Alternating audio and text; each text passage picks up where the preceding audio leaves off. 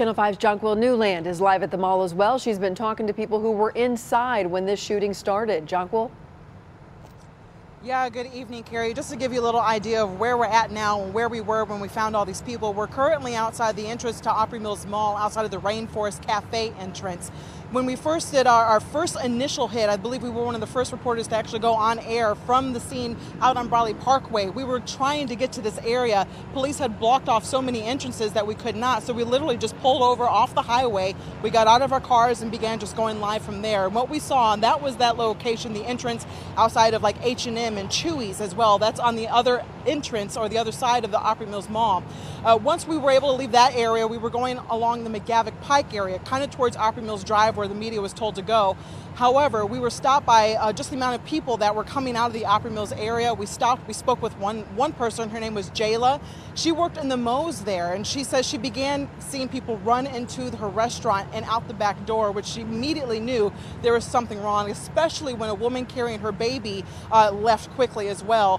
She did hear a pop. She thought at first she didn't know what it was, didn't know it could even be gunfire until obviously a little bit later she realized what it was. She went on to tell me that she recently just lost a loved one to gun violence.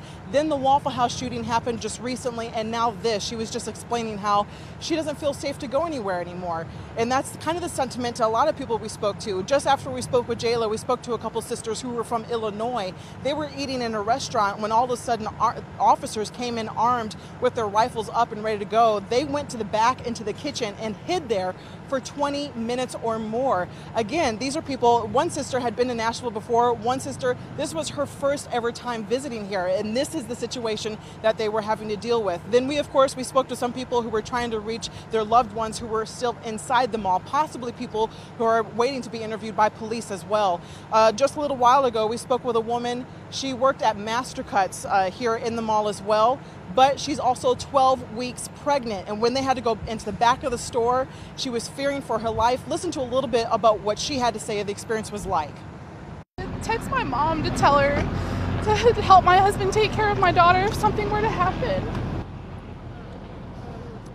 Again, that was Stephanie talking. She's 12 weeks pregnant. She also has another daughter, as you heard her say, a little over 1 year old, and a husband. They were reaching out to their loved ones as they were hiding, not knowing what's going on, not knowing if there's still an active shooter situation, although you heard Don Aaron say this is not an active shooter situation.